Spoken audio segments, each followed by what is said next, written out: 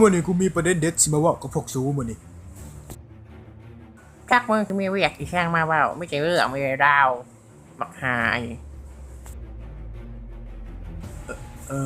ก็คือว่าแล้วเนาะตอนนี้มันกำลังมีสิ่งที่สังคมเฮากำลังฮิตตอนนี้นะมันก็คือว่าทุกคนนี่กำลังซื้อเลขขูดมาขูดกันนะ ข่อยก็อยากลองซื้อมาขูดเบิ่งแต่ว่าข่อยบ่มีเงินเลขขูด ข่อยก็อยากซื้อคือกันข่อยอยากให้พวกเจ้า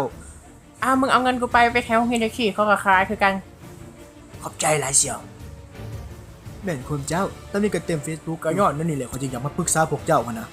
เพราะว่าข่อยก็บ่มีเงินส่ง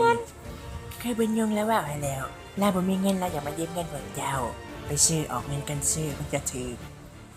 ก็คือที่นางคำปิวได้บอกไปเลยเนาะข่อยบ่มีเงินอลีข่อยจึงอยากมายืมพวกเจ้านี่ฮะคนละ10,000 20,000เก็บกันไปซื้อบางเทื่อถือเฮาก็ได้เป็นล้าน2ล้าน บ้านเฮาบ่ถือดิฉะก็ว่าพวกโชว์โคดบ่ถือกดอก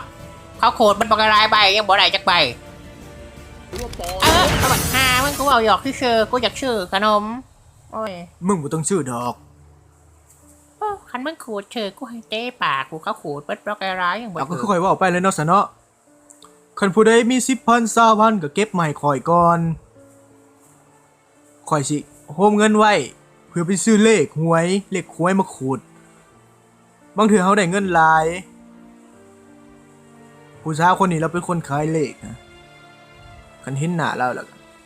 ถามเราเบิ่งซื้อ10ใบแถมแล้วน่ะคุ้นๆอยู่ได้เนี่ยแต่ข่อยบ่ฮู้ว่าเฮือนเราอยู่แถวใดข่อยว่าสิไปหาเราไปซื้อเลขนำเราบางเทื่อเราขายให้ถึกๆแต่ข่อยฮู้ว่าเฮือนเราอยู่ไส อยู่ใส่ เออ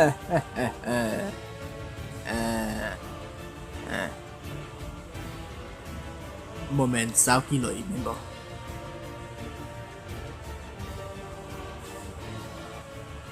เราซื้อนิกกี้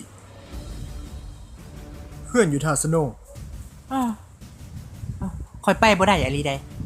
มันไกลโพดนี่ฮะน้ำมันรถคอยเติม10,000บ่เทิงดอกอันสิซื้ออยู่สวรรค์เอาแม่นความจะว่าไอ้เติม10,000ซื้ออยู่สวรรค์ดีกว่า